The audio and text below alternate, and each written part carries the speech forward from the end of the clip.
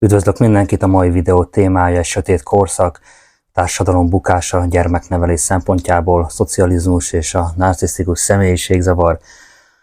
A szocialista korszakban, amely 1956. november 7-től a rendszerváltásig 1989-ig tartott Magyarországon, a szocialista ideológiára épülő nevelési módszerek és szemlélet voltak az uralkodók. Ezek a módszerek a fegyelemre, kollektív értékekre és az állam iránti lojalitásra helyezték a hangsúlyt, sajnos elhanyagolva a gyermekek érzelmi szükségleteit. A szocializmus előtt sem volt rózsás a helyzet, tehát a 20. század elején és a két világháború közötti időszakban hát a nevelési elvek a tekintélyelvű módszereken alapultak, amelyek szintén nem voltak ideálisak a gyermekek érzelmi fejlődése szempontjából. Ebben az időszakban is a gyermekek nevelését a szigorú fegyelem, a szülői tekintélynek a tisztelete és az engedelmesség hangsúlyozása jellemezte, az érzelmi szükségletek kielégítése így gyakran háttérbe szorult, és a gyermekek hát gyakran nem kaptak megfelelő érzelmi támogatást, megerősítést a szüleiktől. Ez a nevelési gyakorlat szintén hozzájárulhatott a gyermekek érzelmi elfojtásához, tehát nem tudták kifejezni az érzelmeiket, és az önértékelésük külső tényezőktől való függéséhez, ami később mentális zavarokhoz, akár narcisztikus személyiségzavar kialakulásához is vezethetett. Így tehát a szocializmus előtti nevelési szokások sem kedveztek a gyermekek egészséges érzelmi fejlődésének. Aztán a rendszerváltás után a 90-es évek elején kezdtek ezek a nevelési elvek finomodni, változni, nyitva a nyugati gyermekközpontú, tehát empatikusabb nevelési irányzatok felé.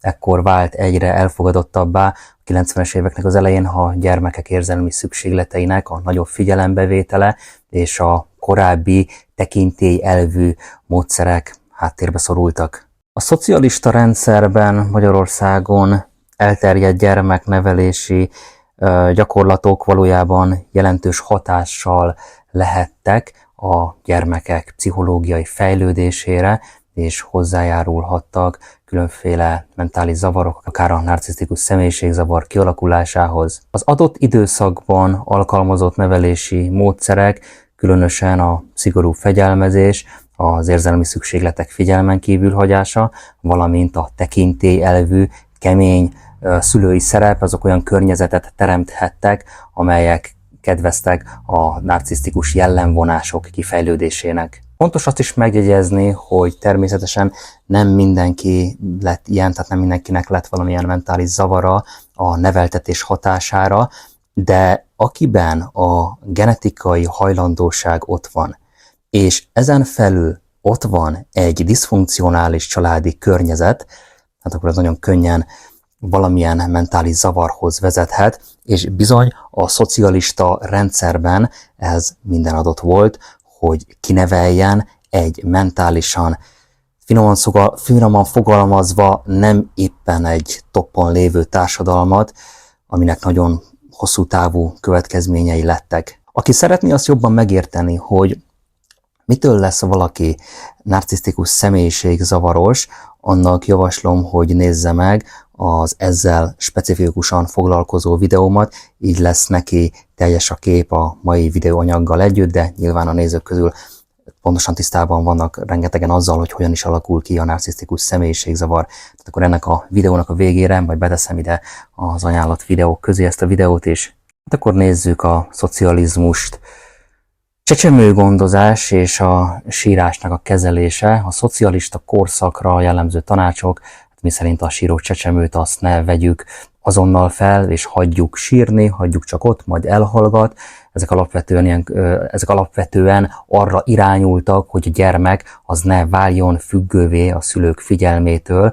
Hát viszont sajnos ez a megközelítés azonban figyelmen kívül hagyta a gyermek érzelmi szükségleteit és a biztonságérzetének a kialakulását. Ugyanis ha a gyermek folyamatosan azt tapasztalja, hogy az ő érzelmi megnyilvánulásaira nincs azonnali vagy nincs empatikus válasz, az hosszú távon szorongáshoz, érzelmi bizonytalansághoz vezethet nála. Egy ilyen nevelési környezetben a gyermek megtanulhatja, hogy a saját érzelmeit azt elfojtsa, vagy valamilyen alternatív módon próbálja meg kielégíteni a figyelem és a szeretet iránti vágyát. A narcisztikus személyiségzavar kialakulásának egyik fő tényezője lehet a figyelem és az érzelmi támogatás hiánya, amely egy gyermekben egy állandó bizonytalanságérzetet és később túlzott figyelemkeresést alakíthat ki. Egy gyermek első 3 életévében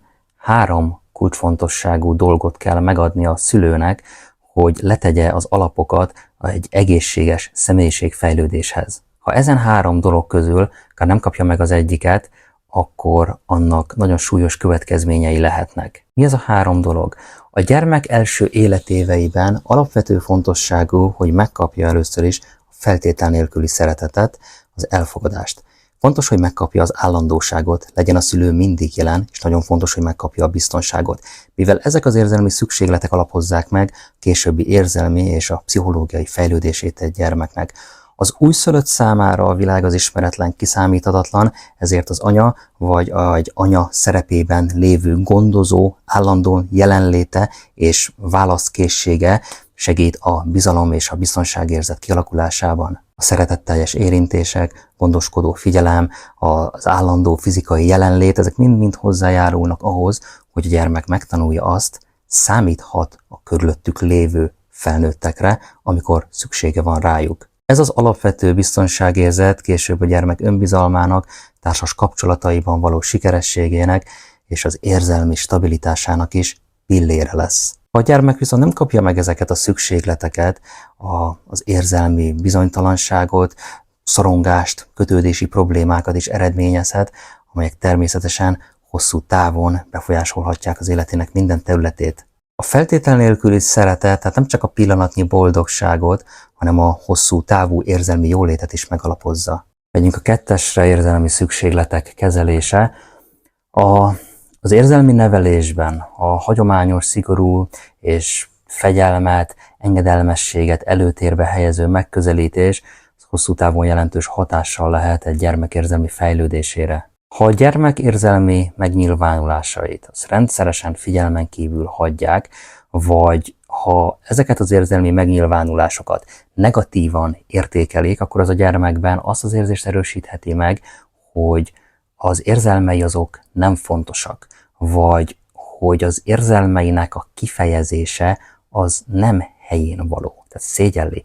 Ez a fajta érzelmi elhanyagolás, ez különösen káros lehet, mert a gyermek nem kapja meg azt a pozitív megerősítést, amely segítene neki az érzelmek, a saját érzelmeinek a beazonosításában és egészséges kifejezésében. Az ilyen környezetben nevelkedő gyermekek gyakran szembesülnek azzal a kihívással, hogy nem tudják, hogyan kell megfelelően kezelni vagy kifejezni az érzelmeiket. Ennek következtében pedig gyakran előfordulhat, hogy nem képesek megnyílni, tartózkodóvá válnak másokkal szemben. Ezek a gyerekek, akikből később aztán felnőtt lesz, nehézségekkel küzdenek a kapcsolataikban, mivel egyszerűen nem tanulták meg, hogy hogyan osszák meg az érzéseiket, vagy hogyan kérjenek támogatást érzelmi helyzetekben. De elég csak körülnézni napjainkban, tehát mindenki nézzen körbe a környezetében, hogy hány olyan embert ismerünk mi is, akik érzelmileg nem elérhetőek, akik zárkózottak, akik nem tudják kifejezni az érzelmeiket, akik nem tudnak beszélni az érzelmeikről. És igen, akkor biztos, hogy sokan most mondhatnák, hát igen, mert ő ilyen, vannak ilyenek is, de nem. Mondom, nem. Ez ennél sokkal összetettebb.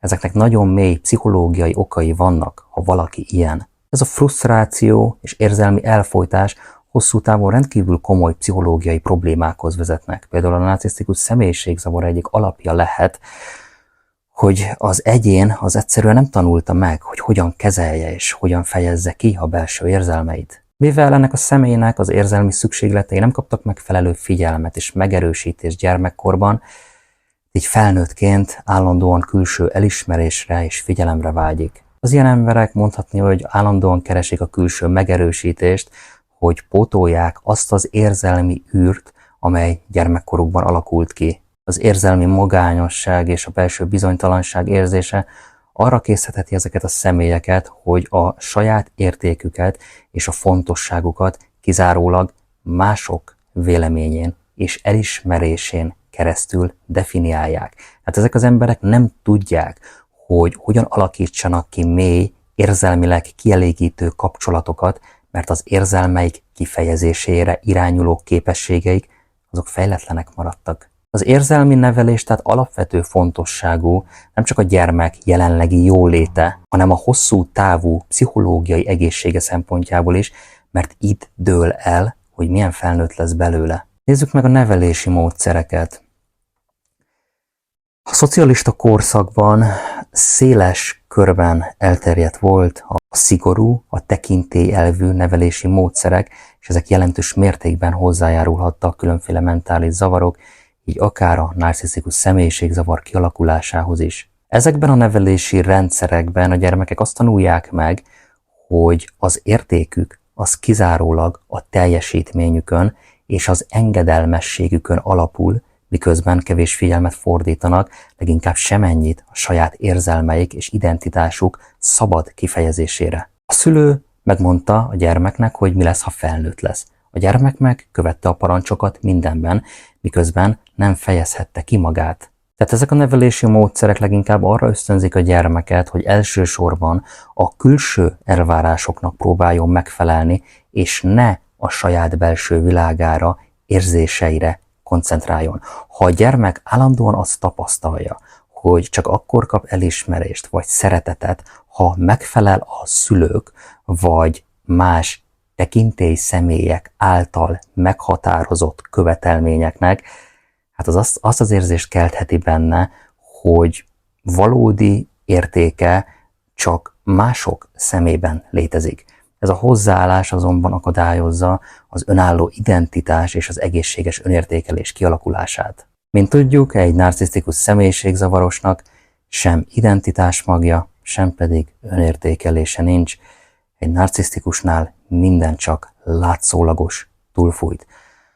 Narcisztikus személyiségzavar egyik alapja a belső üresség és az identitásmag hiánya, amely abból fakad leginkább, hogy a gyermekkor során nem kapott megfelelő érzelmi támogatást és visszajelzést. A tekintélyelvű nevelési módszerek, amelyek a gyermek autonómiáját és érzelmi szükségleteit figyelmen kívül hagyják, hát elősegíthetik ezeknek a belső zavaroknak a kialakulását.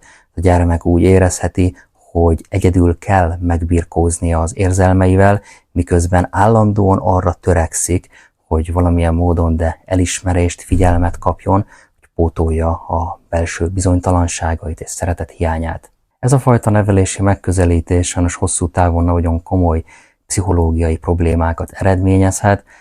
Az érzelmi biztonság, a szeretet hiánya miatt a gyermek felnőtt korban állandóan külső megerősítésre, hatalomra, kontrollra, elismerésre vágyik, hogy betöltse azt az űrt, amelyet a belső bizonytalanság és az identitásmag hiánya okoz. Mivel nem tanulta meg, hogyan kezelje és fejezze ki a belső érzelmeit, gyakran túlzott mértékben függ mások véleményétől és elismerésétől, és ez a külső megerősítés iránti állandó vágy később megnyilvánulhat akár narcisztikus személyiségjegyekben, túlzott narcisztikus személyiségjegyekben, ahol ez az adott személy a környezetétől várja a folyamatos elismerés, visszajelzést, visszacsatolásokat, miközben belső világában továbbra is az üresség és a bizonytalanság az, ami vezető szerepet tölt be. Az ilyen nevelési módszerek, tehát nem csak kizárólag a gyermek jelenlegi viselkedésére és a gondolkodására vannak hatással,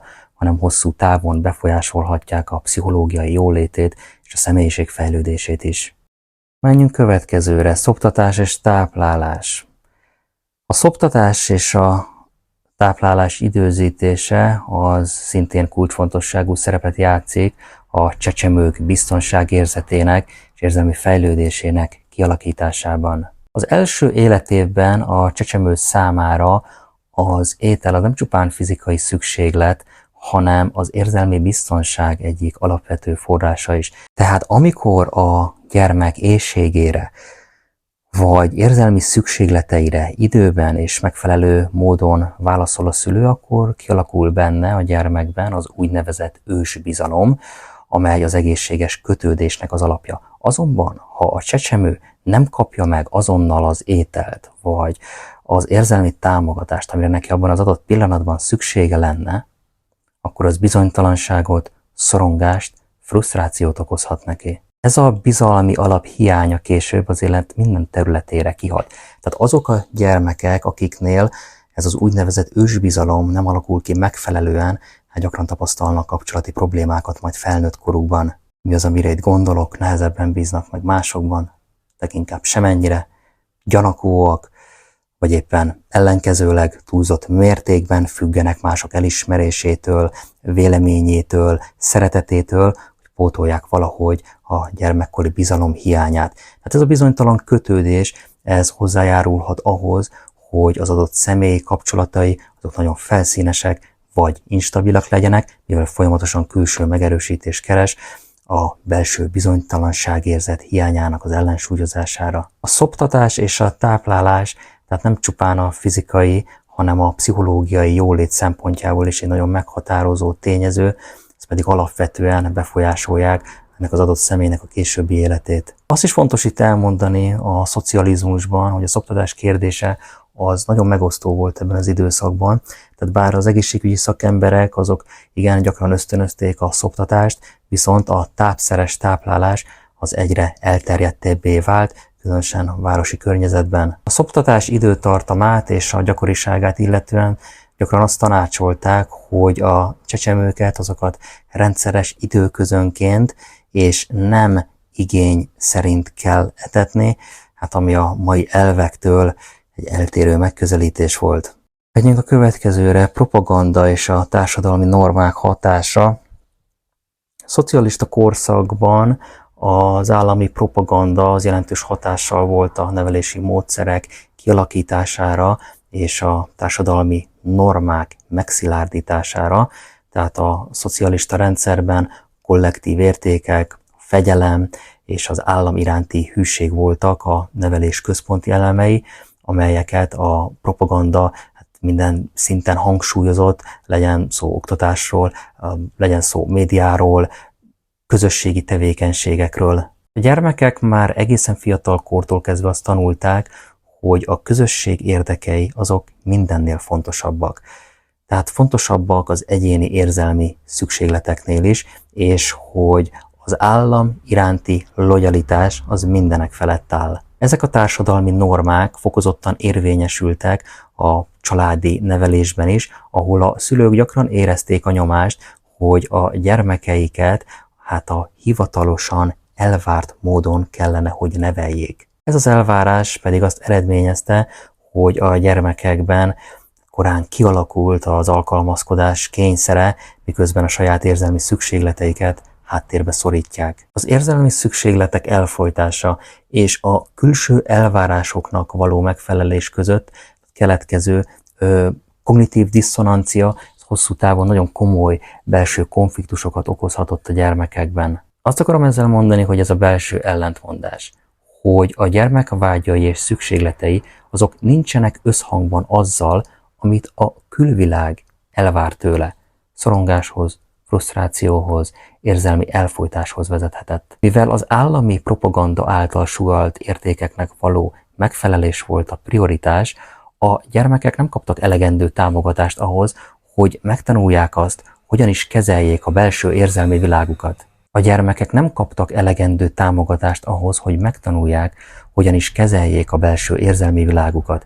Ennek következtében az érzelmi szükségletek kielégítetlensége hozzájárulhatott akár a narcisztikus személyiségzavar kialakulásához is. A narcisztikus személyiségzavar egyik alapvető jellemzője a belső üresség érzése és az állandó külső elismerés iránti vágy. A szocializmusban nevelkedett gyermekek gyakran megtapasztalták, hogy a saját érzelmeikre nem kapnak megfelelő válaszokat, ehelyett arra kényszerültek, hogy a kollektív normáknak és az állami elvárásoknak feleljenek meg. Ez a keletkező diszonancia pedig elősegítette egy olyan személyiség fejlődését, amely külső megerősítés keres állandóan, hogy betöltse azt a belső hiányt, amely az elnyomott érzelmi szükségletekből fakad. Az ilyen környezetben felnövő gyermekek később felnőttként is nehezen tudnak, leginkább sehogy nem tudnak mély, érzelmileg kielégítő kapcsolatokat kialakítani, mivel az érzelmi kifejezésük az gátolt volt, és az önértékelésük az nagyban függött a külső elismeréstől. Így a szocialista propaganda és a társadalmi normák azok közvetett módon, de hozzájárulhattak a narcisztikus személyiségzavar, vagy az átlagostól, tehát az egészséges narcizmustól erősebb narcisztikus megküzdési stratégiák kialakulásához. Tehát összegezve a szocializmusban uralkodó gyermeknevelési szokások, amelyek a szigorú fegyelemre, az érzelmi szükségletek minimalizálására és a tekintélyelvű nevelési elvekre épültek, ezek bizony jelentősen hozzájárulhattak különféle mentális zavarok, akár a narcisztikus személyiségzavarhoz. Az biztos, hogy sikerült kinevelni egy mentálisan zavarodott társadalmat. Az is jó kérdés, hogy napjainkban van-e egyáltalán teljesen egészséges személyiségű ember. Hát, valahol a világon biztosan van, de hogy Magyarországon van-e, én személy szerint kételkedek ebben. Az ilyen környezetben nevelkedő gyermekek megtanulták, hogy értéküket kizárólag a teljesítményük és az engedelmességük határozza meg, miközben a saját érzelmi igényeik és az identitásuk teljesen háttérbe szorultak. Az érzelmi elhanyagolás, valamint a szülői figyelem és a támogatás hiánya hosszú távon nagyon súlyos pszichológiai következményekkel járhatott, beleértve, mint már elmondtam, az alacsony értékelést, érzelmi kötődés zavarait. Aztán, ahogy a videó elején már említettem, a rendszerváltás után a 90-es évek elején bekövetkezett társadalmi és a kulturális változások azonban lehetőséget teremtettek a gyermeknevelési elvek és a módszerek átalakulására, tehát itt már az figyelhető meg, hogy a társadalom az egyre inkább nyitottabbá vált a nyugati pszichológiai ismeretek és a gyermekközpontúbb nevelési megközelítések iránt, amelyek hangsúlyozzák az érzelmi nevelés és a gyermekek érzelmi szükségleteinek kielégítésének a fontosságát. Az érzelmi biztonság és a szülői figyelem fokozott szerepe hozzájárult ahhoz, hogy a gyermekek egészségesebb önértékeléssel és érzelmi stabilitással rendelkezzenek, ami hosszú távon pozitív hatással volt a pszichológiai jólétükre. Sajnos azt is meg kell említeni, hogy mivel sajnos sok szülő nem lett mentálisan egészséges a szocialista korszakból, hát így ők sem tudtak sok jót átadni a gyermekeiknek, úgyhogy még bele fog telni egy kis időbe, mire a társadalom rendeződni fog mentálisan. Ennyit erről a témáról, ez egy kicsit hosszú lett, nagyon sokat kutattam utána. Köszönöm a figyelmet, ha informatívnak találtad, nyomj egy lájkot. Csatornámon nagyon sok videó van már, közel 400, lehet valamelyik kérdésedre megtalálod a választ, nézz szét!